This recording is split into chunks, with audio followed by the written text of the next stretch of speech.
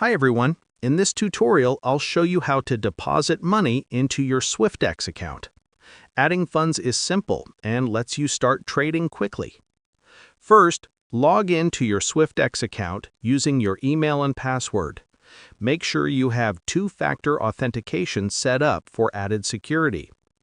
Once you're logged in, go to the Wallet or Funds section in your account dashboard. This is where you can manage deposits and withdrawals. Next, select Deposit and choose your preferred payment method.